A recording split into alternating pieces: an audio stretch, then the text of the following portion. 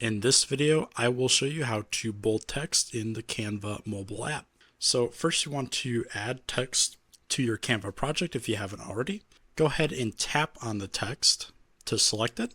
Then come down to the bottom menu bar here, and you want to scroll to the left until you see the format section right here. Go ahead and tap on that. Then you will see this B icon that stands for bold. If you go ahead and tap on that, it's going to bold the text. We can also apply a italic as well, and we can make it a bold italic text.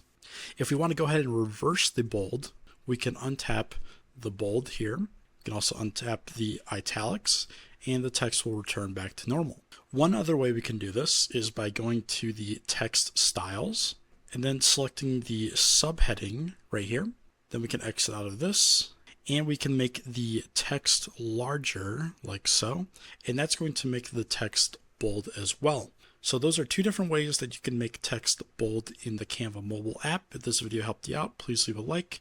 But that's going to do it for this video. Thank you so much for watching, and I hope this helped you out.